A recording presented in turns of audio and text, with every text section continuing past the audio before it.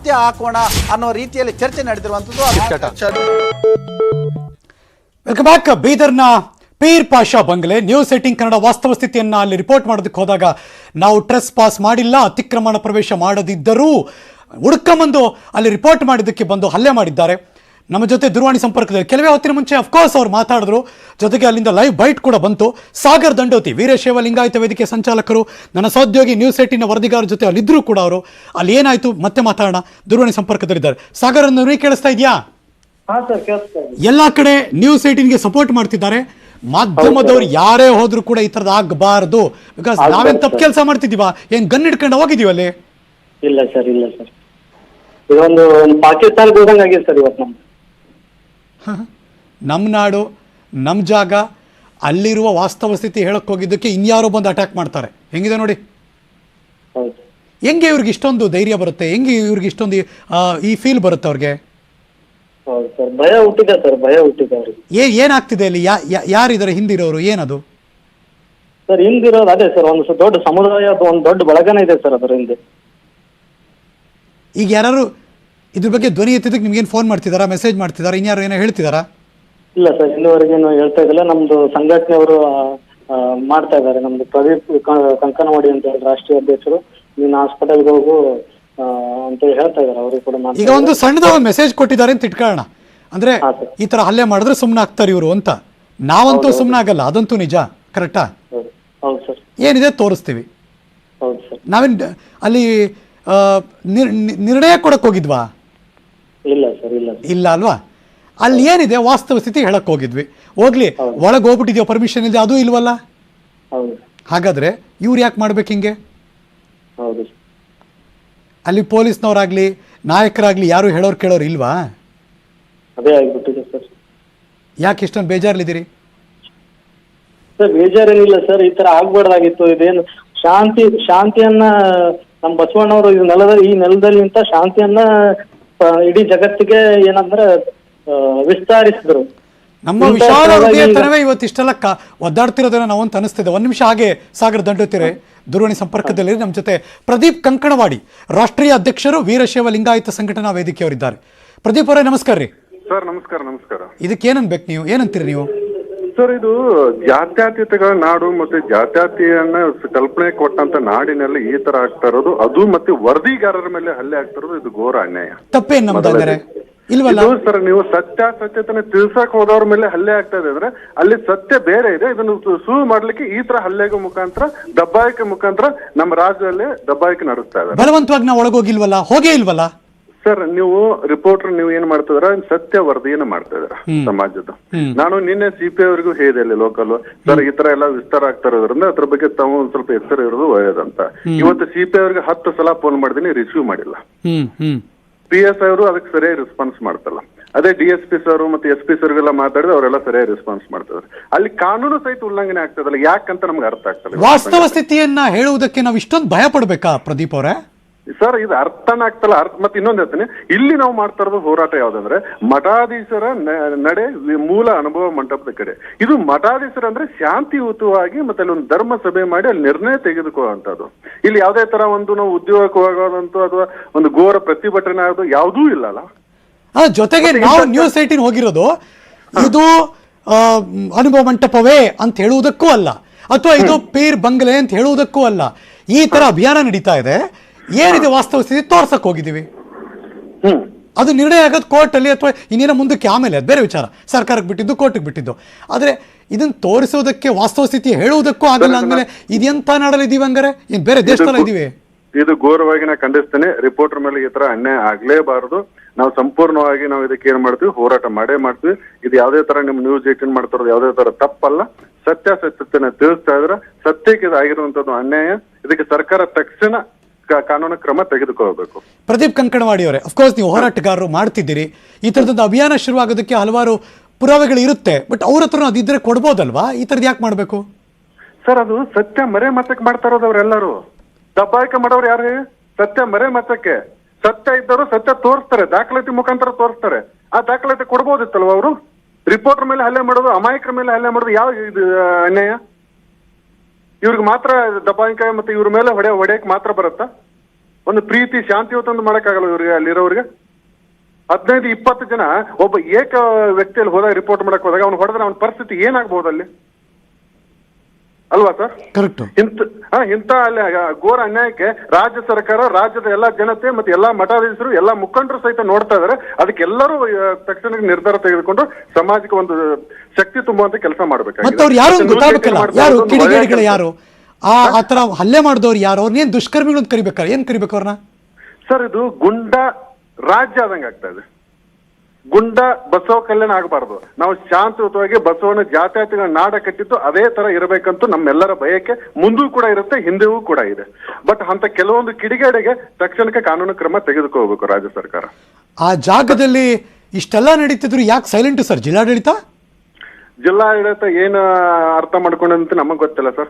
ನಾನು ಕಾನೂನು ಮುಖಾಂತರ ಹೋರಾಟ ಏನ್ ಮಾಡ್ಬೇಕು ಎಲ್ಲ ಸಿದ್ಧತೆ ಮಾಡ್ಕೋತೀವಿ. ನಾವು ಇವತ್ತು ಏನ್ ಮಾಡ್ತೀವಿ, ಕಾನೂನು ಹೋರಾಟದಲ್ಲಿ ಏನೋ FIR ಮಾಡ್ಬೇಕು ಅಥವಾ ಕೋರ್ಟ್ ಅಲ್ಲಿ ಇದನ್ನ ಮಾಡ್ಬೇಕು, ಅದನ್ನು ಸಹಿತ ಮುಂದಿನ ಇವತ್ತು ವಕೀಲರ ಚರ್ಚೆ ಮಾಡ್ತೀನಿ. ತಮ್ಮ ನ್ಯೂಸ್ 18 ಮೇಲೆ ಹಲ್ಲೆ ಆಗಿದ್ದು ನಂಗೆ ತುಂಬಾ ನೋವಾಗಿದೆ. ನಾವು ರಾಷ್ಟ್ರೀಯ ಅಧ್ಯಕ್ಷರಾಗಿ ಹೇಳ್ತಾ ಇದ್ದೀನಿ, ಈ ತರ ಇನ್ನು ಮುಂದೆ ಯಾವ್ದೇ ತರ ಘಟನೆಗಳು ಆಗಬಾರ್ದು. ರಾಜ್ಯ ಸರ್ಕಾರ ಈ ತರ ಘಟನೆ ಆಗಲ್ಲ ಅಂತ ನೋಡಿಕೊಳ್ಳುವಂತ ಜವಾಬ್ದಾರಿ ಸ್ಥಾನನ ಎದುರಿಸಿದ್ರೆ ಹಿಂದಕ್ಕೆ ಹೋಗ್ತಾರೆ ಅಂತ ಏನಾದ್ರು ಇರ್ಬೋದಾ? ಅದು ಇರ್ಬೋದು ಅನ್ಸುತ್ತೆ ಸರ್. ಅವ್ರು ಆತರ ನೋಡ್ತಾ ಇರೋದು ಇವತ್ತಿನ ಹಲ್ಲೆ ಇವನ್ನೆಲ್ಲ ನೋಡಿದ್ರೆ ಅದೇ ತರ ಅನಿಸ್ತಾ ಇದೆ. ಬಟ್ ಇದಕ್ಕೆ ಯಾರು ಹೆದರೋರು ಇಲ್ಲ. ಇಲ್ಲಿ ಇದು ಹೆದರುವಂತ ರಾಜ್ಯನೂ ಅಲ್ಲ. ಅಲ್ಲಿ ಇರುವಂತ ಜನರು, ಹೋರಾಟಗಾರರು ಹೆದರಿ ಓಡುವಂತ ಪರಿಸ್ಥಿತಿಲೂ ಇಲ್ಲ.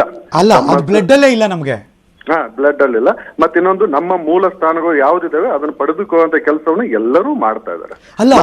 ಅಲ್ಲ ಹಲ್ಲೆ ಮಾಡಿದ್ದು ಅಲ್ದೆ ಒಂದು ಗೃಹ ಬಂಧನ ತರ ಅರೆಸ್ಟ್ ಮಾಡಿ ಮೊಬೈಲ್ ಕಿತ್ತಿಟ್ಕೋತಾರೆ, ಕ್ಯಾಮ್ರಾ ಕಿತ್ತಿಟ್ಕೋತಾರೆ ಅಂದ್ರೆ ಎಂತದಿದು ಸರ್? ಇದೇನು ಗೊತ್ತಾ, ಅಲ್ಲಿ ಸತ್ಯ ನೀವು ತೋರಿಸ್ತಾ ಇದ್ರಲ್ಲ, ಒಂದು ವಿಚಾರ ಮಾಡಿ. ಅಲ್ಲಿ ಕ್ಯಾಮ್ರಾ ತಗೊಂಡ್ ಹೋಗಿದ್ದೇನು ಸತ್ಯ ವರದಿ ಮಾಡಕ್ಕೆ, ಯಾವ್ದು ಸತ್ಯ ಇದೆ ಯಾವ್ದಿಲ್ಲ ಅಂತ. ಅದು ಮುಸ್ಲಿಂ ಪರವಾಗಿ ಸತ್ಯ ಇದ್ರೆ, ಅದು ನವಾಬರ ಪರವಾಗಿ ಸತ್ಯ ಇದ್ರೆ ಅದು ಸತ್ಯಾಸತ್ಯತೆ ತೋರಿಸ್ತಾರೆ. ಪ್ರದೀಪ್ ಅವರೇ, ನಾನು ಸಪೋಸ್ ಏನಾದ್ರು ಅಲ್ಲಿರುವವರು ಯಾರು ಮುಸಲ್ಮಾನ್ ಬಂಧುಗಳು, ಒಳ್ಳೆ ಲೀಡರ್ಗಳು ನಿಜವಾಗ್ಲೂ ತಪ್ಪು ಅನ್ಸಿದ್ರೆ ಇಮಿಡಿಯೇಟ್ ಆಗಿ ಅವ್ರು ಮಾತಾಡ್ಬೇಕು, ಮತ್ತೆ ಇದಕ್ಕೆ ಸ್ಪಷ್ಟನೆ ಕೊಡ್ಬೇಕು. ನನ್ನ ಪ್ರಕಾರ 100% ಸರ್, ನಾವು ಅದನ್ನು ಸಪೋರ್ಟ್ ಮಾಡ್ತೀವಿ. ಅದು ಆಗ್ಲೇಬೇಕು ತಕ್ಷಣಕ್ಕೆ. ಇವ್ರು ಯಾರು 15 ಜನ ಇದಾರೆ ಗುಂಡಾವರ್ತನೆ ಮಾಡಿದ್ರೆ ನಾವೇ FIR ಮಾಡ್ತೀವಿ, ಇಮಿಡಿಯೇಟ್ ಆಗಿ ಅರೆಸ್ಟ್ ಮಾಡಬೇಕು. ಇವತ್ತು ನಾವು ಅದನ್ನ ಆಗ್ಲೇಬಾರ್ದು. ನಮ್ಮ ಸಂಘಟನೆ ಪದಾಧಿಕಾರಿ ಮೇಲೆ ಮತ್ತೆ ನ್ಯೂಸ್ ರಿಪೋರ್ಟರ್ ಮೇಲೆ ಹಲ್ಲೆ ಆಗಿರೋದು ಇದು ಘೋರನೆ. ನಾವು ಇವತ್ತು FIR ಮಾಡುವಂತ ಕೆಲಸ ನೋಡ್ಕೊತಾರೆ. ನಮಗ್ ಗೊತ್ತಿಲ್ಲ, ಯಾರೋ ಬಂದ್ರು ನಮ್ ಕಡೆಯವರೆಲ್ಲ ಅಂತಾರೆ. ಈಗ ಸರ್, ಅದು ಏನಾಗುತ್ತೆ ಆಗ್ಲಿ, ಎನ್ಕ್ವೈರಿ ಆಗ್ಲಿ, ಕಾನೂನು ಹಾಕಿ. ನಾವು ಕಾನೂನು ಮೇಲೆ ನಂಬಿಕೆ ಇದೆ ನಮಗೆಲ್ಲ. ನಮ್ಮ ರಾಜ್ಯ ಸರ್ಕಾರದ ಕಾನೂನು ಮೇಲೆ ನಂಬಿಕೆ ಇದೆ. ಅದು ಏನು ತನಿಖೆ ಆಗ್ಬೇಕು, ತನಿಖೆ ಆಗ್ಲಿ. ಅಲ್ಲೆಲ್ಲ ಸುತ್ತಮುತ್ತ CCTV ಕ್ಯಾಮ್ರಾ ಇದೆ ಅಲ್ವಾ? ಅಲ್ಲಿ ಸರ್ ನನ್ಗೆ ಗೊತ್ತಿಲ್ಲ ಸರ್, ಅಷ್ಟೊಂದು ಅದನ್ನ ತಿಳ್ಕೊಂಡಿಲ್ಲ. ನಾನು ತಿಳ್ಕೊತೀನಿ. ಮತ್ತೆ ಅದು ರಿಪೋರ್ಟರ್ ಮತ್ತೆ ಎಲ್ಲರೂ ಮುಖ ನೋಡಿರ್ತಾರಲ್ಲ, ಇವ್ರು ಯಾರಂತ ಗೊತ್ತಿರುತ್ತೆ. ಮತ್ತೆ ನಮ್ಮ ಸ್ಥಳೀಯ ಸಂಚಾಲಕರು ಇದಾರೆ, ಅವ್ರಿಗೂ ಗೊತ್ತಿರುತ್ತೆ ಇವ್ರು ಯಾರು ಅನ್ನೋದು. ಹಂಗಾಗಿ ಅದು ಸಿಗ್ತಾರೆ. ಅವ್ರು ಯಾರು ಎಲ್ಲೂ ತಪ್ಸ್ಕೊಂಡು ಹೋಗಕ್ ಆಗಲ್ಲ ಸರ್. ಕಾನೂನಿನಿಂದ ಯಾರು ತಪ್ಸ್ಕೊಂಡು ಹೋಗಕ್ ಆಗಲ್ಲ. ಅಲ್ಲಿರುವಂತ ಪ್ರತಿಯೊಬ್ಬರು ನಮ್ಮ ಸಂಘಟನೆ ಪದಾಧಿಕಾರಿಗಳು ತುಂಬಾ ಜನ ಇರೋದ್ರಿಂದ ಅವರೆಲ್ಲರೂ ಅವ್ರ ಬಗ್ಗೆ ಗಮನ ಇದ್ದೇ ಇರುತ್ತೆ.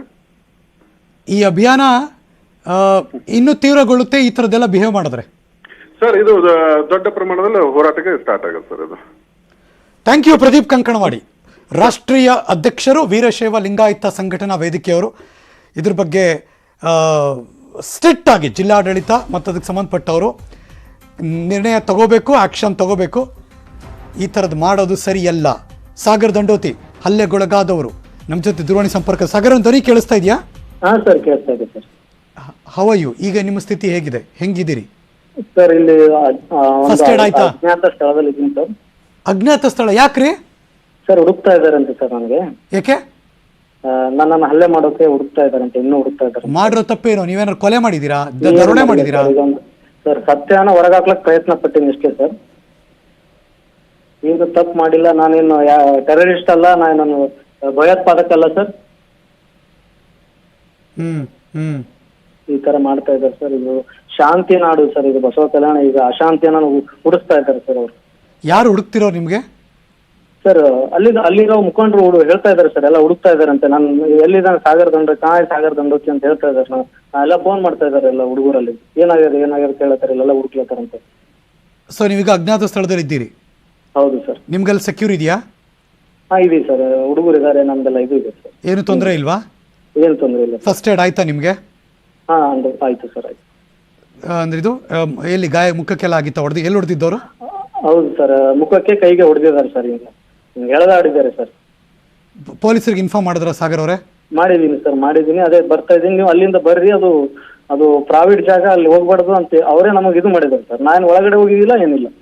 ಒಳಗೆ ಹೋಗಿಲ್ವಲ್ಲ, ನಾವು ಅದೇ ಪಾಯಿಂಟ್ ಹೋಗಿಲ್ಲ ಸರ್, ಹೊರಗಡೆಯಿಂದ ಶೂಟ್ ಮಾಡಿದ್ದೀವಿ ಸರ್. ಒಳಗಡೆ ಹೋಗಿ ಅತಿಕ್ರಮಣ ಮಾಡಿದ್ದರೆ ಆಗ ಅದು ಕರೆಕ್ಟಪ್ಪ, ಏನೋ ಆಗೋಯ್ತು ಅಂತ ಹೇಳೋಣ. ಅತಿಕ್ರಮಣ ಅಲ್ಲ ಅದು ಅಂದಮೇಲೆ, ಜೊತೆಗೆ ಹೊರಗಡೆಯಿಂದ ಶೂಟ್ ಮಾಡಿ ನೀವು ಬೇರೆ ಕಡೆ ಬಂದ ಮೇಲೆ ನೀವು ಹೇಳೋ ಪ್ರಕಾರ ಅಲ್ಲಿ ಬಂದು ಹಲ್ಲೆ ಆಗುತ್ತೆ ಅಂದ್ರೆ ನಾಗಪ್ಪ ಮಾಲಿಪಾಟೀಲ್ ಹೇಗಿದ್ದಾರೆ ಸರ್? ಅವರು ಇನ್ನೂ ಸಿಗ್ತಾ ಇಲ್ಲ ಸರ್, ನನಗೆ ಕಳುಹಿಸಿದ್ದಾರೆ. ಎಲ್ಲ ಹುಡುಗರೆಲ್ಲ ಹೋಗಿದ್ದಾರೆ, ಸಿಗ್ತಾ ಇಲ್ಲ. ಇಲ್ಲಿ ಪೊಲೀಸ್ ಸ್ಟೇಷನ್ ಹೋಗಿರ್ಬೋದು ಸರ್, ನನಗೆ ಹೋಗ್ತಾ ಇದ್ದೀನಿ ನಾನು ಕೂಡ ಅಲ್ಲಿ. ಅಫ್ಕೋರ್ಸ್ ಸೆಕ್ಯೂರ್ ಆಗಿರಿ, ಇರಬೇಕು. ಅಫ್ಕೋರ್ಸ್ ಪೊಲೀಸರು ಬರ್ತಿದ್ದಾರೆ ನೀವು ಹೇಳಿದ್ಮೇಲೆ ಅಲ್ಲಿ ಬಂದ್ಮೇಲೆ ನೀವು ಹೊರಗಡೆ ಬರ್ತೀರಾ ಅಂತ ಅನ್ಸುತ್ತೆ ನನ್ನ ಪ್ರಕಾರ. ಯಾರ್ದಾರು ಅವ್ರ ಮುಖ ಕಂಡಿಡಿತೀರಾ? ಯಾರು ಹೊಡೆದವ್ರ ಮುಖ ಹೊರಗಡೆ ಬಂದ್ಮೇಲೆ? ನಾನು ನನ್ನ ಎಫ್ಬಿಲ್ ಫೇಸ್ಬುಕ್ ಐಡಿಯಲ್ಲಿ ನಾನು ಲೈವ್ ಮಾಡಿದ್ದೆ ಸರ್. ಅದರಲ್ಲಿ ಒಬ್ನು ಅದೇ ಗೇಟ್ ಹತ್ರ ಬಂದು ವಿಡಿಯೋ ಮಾಡ್ತಾ ಇದ್ದ ನಮ್ಮನ್ನ. ಅದರಲ್ಲಿ ಇದೆ ಸರ್, ಅದರಲ್ಲಿ ಫೋಟೋ ಒಬ್ರದ್ದಿದೆ ಸರ್. ಆ ಫೇಸ್ಬುಕ್ ವಿಡಿಯೋದಲ್ಲಿ ಯಾರಿದ್ದಾನೆ ಆತನು ಬಂದಿದ್ದ ಅಲ್ಲಿ ಹೊಡೆಯಕ್ಕೆ? ಆತನು ಬಂದಿದ್ದ ಸರ್, ಅವನೇ ಅಲ್ಲಿ ಒಳಗಡೆ ಹೋಗಿ ಮಾಹಿತಿ ಕೊಟ್ಟ. ಮಾಹಿತಿ ಕೊಟ್ಟು ಒಂದು 15 ಜನ ಹುಡುಗರು ಬಂದ್ರು ಸರ್ ನಮ್ ಕಡೆ. ಕಾಂಪೌಂಡ್ ಇದೆ, ದೊಡ್ಡ ಕಾಂಪೌಂಡ್ ಇದೆ, ಕಾಂಪೌಂಡ್ ಆರಿ ಬಂದ್ರು ಸರ್. ಒಂಥರ ಟೆರರಿಸ್ಟ್ಗಳು ಬರ್ತಾರಲ್ಲ ಸರ್, ಆ ತರ ಬಂದ್ರು ಸರ್ ನಮ್ಮನ್ನ ಹಲ್ಲೆ ಮಾಡೋದು. ಏನಂದ್ರು, ಏನ್ ಮಾತಾಡಿದ್ರು ಫಸ್ಟ್? ಅವಾಜ್ಯ ಶಬ್ದಗಳಿಂದ ಬೈಲತ್ತೀರಿ ಸರ್ ನಮ್ಗೆಲ್ಲ, ಗಲೀಜು. ಬಿಡಿ, ಅದು ಹೇಳಕ್ಕಾಗಲ್ಲ ನಾವು. ಹೌದು ಸರ್. ಓಕೆ, ಅದಾದ್ಮೇಲೆ ಡೈರೆಕ್ಟ್ ಅಟ್ಯಾಕೇನಾ? ಅದಾದ್ಮೇಲೆ ನಾವು ಹೆದರ್ಕೊಂಡು ನಾವು ಕೆಳಗಡೆ ಇಳಿದ್ವಿ ಸರ್. ಬಂದ್ರು ಒಂದ್ 2-4 ಜನ ಬಂದು ಕೈ ಹಿಡಿದು ನಾನು ಎಳ್ದಾಡ್ದೆ ಸರ್. ಆಗ ಅಲ್ಲಿ ಒಬ್ಬ ನಮ್ದು ಹುಡುಗ ಇದ್ದ, ಬೈಕ್ ನಲ್ಲಿ ಕೂಡ್ಸ್ಕೊಂಡು ನನ್ಗೆ ಇಲ್ಲಿ ಒಂದು ಹಾಫ್ ಕಿಲೋಮೀಟರ್ ದೂರ ತಂದು ಬಿಟ್ಟಿದ್ದಾನೆ ಇಲ್ಲಿ. ಇಮಿಡಿಯೇಟ್ ಆಗಿ ನಿಮ್ ಕಡೆ ಅವನು? ಹೌದು ಸರ್, ಟಾರ್ಗೆಟ್ ನನ್ಗೆ ಮಾಡಿದ್ದಾನೆ ಸರ್ ಅವನು. ಅವರೆಲ್ಲ ನೀವೇನೋ ಸತ್ಯ ಹೇಳ್ತೀರಾ? ಹೌದು ಸರ್. ಅವ್ರಿಗೆ ಆ ಬೆದರಿಕೆ ಇದೆ ಸರ್. ಇದು ಧ್ವನಿ ಎತ್ತಿದ್ದೀವಿ ಸರ್, ನಮ್ಮ ಸ್ಥಳೀಯ ಅಂತೇಳಿ ಇದು ಧ್ವನಿ ಎತ್ತಿದ್ವಿ ಫಸ್ಟ್, ಅದಕ್ಕಾಗಿ ನನಗೆ ಟಾರ್ಗೆಟ್ ಮಾಡಿದ್ರು. ಸಾಗರ್ ದಂಡೋತಿ ಹತ್ರ ಬೇರೆ ಬೇರೆ ದಾಖಲೆಗಳಿವೆ. ಹೌದು ಸರ್. ಈತನ ಮಟ್ಟ ಹಾಕಿದ್ರೆ ಇದನ್ನ ಮುಗಿಸ್ಬೋದು, ಇದನ್ನ ವಿಷಯನಾ ಅಂತನಾ? ಹೌದು ಸರ್, ಹೌದು ಸರ್. ಏನಪ್ಪ ನಮ್ಮ ನಾಡಲ್ಲಿ ಇದು ಎಲ್ಲೆಲ್ಲಿದೆಯೋ ನಾವು ಅನ್ಸ್ಬಿಡ್ತು ಒಂದೊಂದ್ಸರಿ. ಹೌದು ಸರ್. ಈ ವಾಸ್ತವಾಂಶವನ್ನ ಹೇಳುವುದಕ್ಕೆ ಇರುವ ವೇದಿಕೆಯೇ ಮಾಧ್ಯಮ ಯಾವಾಗ್ಲೂ. ಹೌದು ಸರ್, ಇದು ಒಂದು ಭಯೋತ್ಪಾದಕ ನಾಡ ಸರ್ ನಮ್ದು ಬಸವ ಕಲ್ಯಾಣ. ನೀವಾಗ ರಿಪೋರ್ಟ್ ಕೊಡೋರಿದ್ದೀರಿ, ಈಗ ಪೊಲೀಸ್ ಕಂಪ್ಲೇಂಟ್ ಕೊಡೋರಿದ್ದೀರಿ? ಕೊಡ್ತೀವಿ ಸರ್, ಖಂಡಿತವಾಗಿ ಕೊಡ್ತೀವಿ ಸರ್. ಪೊಲೀಸ್ ಬಂದ ತಕ್ಷಣ? ಹಾ ಸರ್, ಬರ್ತಾ ಇದಾರಂತೆ, ಕಾಂಟ್ಯಾಕ್ಟ್ ಮಾಡ್ತೀವಿ ಸರ್. ಅವ್ರ ಜೊತೆಗೆ ಹೋಗಿ ಕಂಪ್ಲೇಂಟ್ ಕೊಡ್ತೀರಿ? ಕೊಡ್ತೀನಿ ಸರ್. ಕೇರ್ಫುಲ್, ಹುಷಾರಾಗಿರಿ, ಅದಂತೂ ನಿಜ. ಖಂಡಿತವಾಗಿ. ಬಿಕಾಸ್ ಈ ಅಟ್ಯಾಕ್ ಇಲ್ಲಿ ನಿಲ್ಲಲ್ಲ, ಬಟ್ ನಿಮ್ಮ ಹೋರಾಟ ನಿಲ್ಸಲ್ಲ ಅನ್ಕೊಂಡಿದ್ದೀನಿ ನಾನು. ಖಂಡಿತವಾಗಿ ನಿಲ್ಸಲ್ಲ ಸರ್ ಇದು, ಯಾಕಂದ್ರೆ ಸತ್ಯನ ಹೊರಗಾಗ್ತಾ ಇದೀವಿ ಸರ್ ನಾವು. ನಾವೇನ್ ತಿದ್ತಾ ಇಲ್ಲ, ಯಾವ್ದು ಸತ್ಯನ ತಿದ್ತಾ ಇಲ್ಲ, ಸತ್ಯ ಇರೋದನ್ನ ಹೊರಗಾಗ್ತಾ ಇದೀವಿ. ಇದು ಹೋರಾಟ ಖಂಡಿತವಾಗಿ ನಿಲ್ಲಿಸಲ್ಲ ಸರ್, ನಿಂದ್ರಿಸಲ್ಲ. ಅಲ್ಲ, ಅಟ್ಯಾಕ್ ಮಾಡಿದ್ರೆ ಸುಮ್ಮನೆ ಇರ್ತಾರೆ ಅಂತೇನೋ ಇದ್ರೆ ಅಂತ ಕೇಳಿದೆ ಅಷ್ಟೇ. ಬಿಲ್ಕುಲ್ ಸರ್, ನಾವು ಸುಮ್ಮನೆ ಇರಲ್ಲ ಸರ್, ಸುಮ್ಮನೆ ಇರಲ್ಲ. ಆ ನಾಡಲ್ಲಿ ಈಗ ಸಪೋರ್ಟ್ ಮಾಡ್ತಾ ಇದಾರೆ ಸರ್, ನಮ್ಗೆ ಸಪೋರ್ಟ್ ಬೇಕಾಗಿದೆ, ಮಾಡ್ತಾ ಇದ್ದಾರೆ ಸರ್. ಯಾರಾದ್ರೂ ಪೊಲೀಸ್ನವ್ರು ನಿಮ್ಗೆ ಫೋನ್ ಮಾಡಿದ್ರೆ? ದೊಡ್ಡವ್ರು ಯಾರು? ಇನ್ನೂ ಮಾಡಿಲ್ಲ ಸರ್, ಮಾಡ್ಬೋದು ಅಂತ ಅನ್ಕೊಂಡಿದ್ದೀನಿ ಸರ್. ಯಾರಾದ್ರೂ ರಾಜಕೀಯ ನಾಯಕರಿಗೆ ಏನಾದ್ರು ಫೋನ್ ಮಾಡಿ ಇನ್ಫಾರ್ಮ್ ಮಾಡಿದ್ರ? ಇಲ್ಲ ಸರ್, ಇನ್ನು ಯಾರು ಮಾಡಿಲ್ಲ ಸರ್. ನೀವೊಂದು ಸ್ವಲ್ಪ ಮಾಡಿ ನೋಡ್ಬೇಕಾಗಿತ್ತು, ಅವ್ರ ರಿಯಾಕ್ಷನ್ ಏನಿರ್ತಿತ್ತು ಅಂತ ಬೇಕು ನಂಗೆ ಆಕ್ಚುಲಿ. ಹೌದು ಸರ್, ನಾನು ಅದೇ ಮಾಡ್ತಾರೆ ಸರ್, ಅದೇ ಮಾಡಿ ಸರ್. ಚಲೋ, ಹುಷಾರು. ನಿಮ್ಮ ಜೊತೆ ನ್ಯೂಸ್ 18 ಇದೆ, ನ್ಯೂಸ್ 18 ಕನ್ನಡ ನಾವು ರಿಪೋರ್ಟ್ ಮಾಡ್ತಿದ್ದೀವಿ. ನನ್ನ ಸಹೋದ್ಯೋಗಿ ನಾಗಪ್ಪ ಮಾಲಿಪಾಟೀಲ್ ಎಡಭಾಗದಲ್ಲಿ ನೋಡ್ತಿದ್ದೀರಿ, with mic, with logo, with ID card. ಆತ ಕೂಡ ಅತಿಕ್ರಮಣ ಮಾಡಿಲ್ಲ, ಕರೆಕ್ಟ್ ಅಲ್ವಾ ಸಾಗರ್ ಅವರೇ? ಅತಿಕ್ರಮಣ ನಾವು ಮಾಡಿಲ್ಲ, ಟ್ರೆಸ್ ಪಾಸ್ ಆಗಿಲ್ಲ, ಮಾಡಿಲ್ಲ. ಅವ್ರು ಬೇಡ ಅಂದಿದ್ದಕ್ಕೆ ಮಾಡಿಲ್ಲ, ಹೊರಗಡೆ ನಿಂತು ವಿಡಿಯೋ ಮಾಡಿ ಅಲ್ಲಿಂದ ಲೈವ್ ಅಪ್ಡೇಟ್ ಕೊಟ್ಟು ಅಲ್ಲಿಂದ ಮೂವ್ ಆಗಿದ್ದೀರಿ, ಕರೆಕ್ಟ್ ಅಲ್ವಾ? ಅದಕ್ಕೆ ಡಬಲ್ ಕ್ರಾಸ್ ಚೆಕ್ ಮಾಡ್ಕೋತಿದ್ದೀನಿ ನಿಮ್ಮ ಹತ್ರ ಕೂಡ ನಾನೀಗ. ನೀವು ಮಾತಾಡಿದ್ದು ನಾನ್ ಮಾತಾಡ್ತಿರೋದು ಲೈವ್ ಅಲ್ಲಿ ಇದೆ, ಕೋಟ್ಯಾಂತರ ಜನ ನೋಡ್ತಾ ಇದ್ದಾರೆ ನ್ಯೂಸ್ 18 ಮೂಲಕ, ಕರೆಕ್ಟ್ ಅಲ್ವಾ? ಅತಿಕ್ರಮಣ ಮಾಡದೇ ಇದ್ದರೂ ನಿಮ್ಮ ಮೇಲೆ ಮತ್ತು ನ್ಯೂಸ್ 18 ಕನ್ನಡದ ವರದಿಗಾರ ನನ್ನ ಸಹೋದ್ಯೋಗಿ ಮೇಲೆ ಆಕ್ರಮಣ ಆಗಿದೆ, ಕರೆಕ್ಟ್ ಅಲ್ವಾ? ನಿಮಗೆ ಹೊಡೆದಿದ್ದಾರೆ, ಕ್ಯಾಮರಾ ಕಸ್ಕೊಂಡಿದ್ದಾರೆ, ನಿಮ್ಮನ್ನ ಗೃಹ ಬಂಧನಕ್ಕೆ ಒಳಪಡಿಸಿದ್ದಾರೆ, ಅಲ್ಲಿಂದ ನೀವು ಇಮಿಡಿಯೇಟ್ ಆಗಿ ಎಸ್ಕೇಪ್ ಆಗಿ ಬಂದ್ರಿ, ಕರೆಕ್ಟಾ?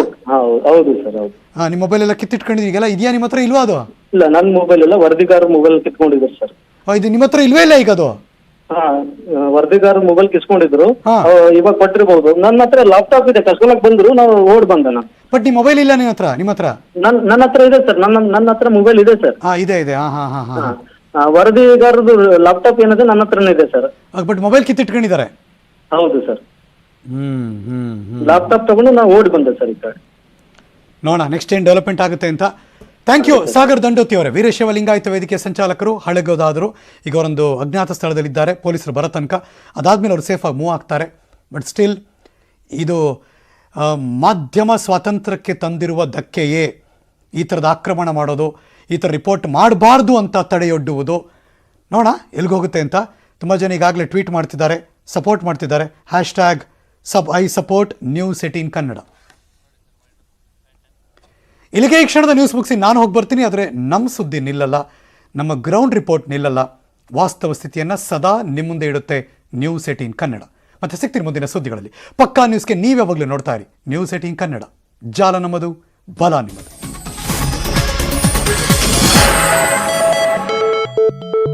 ಈ ವಾರ್ತೆಯ ಮುಖ್ಯಾಂಶಗಳ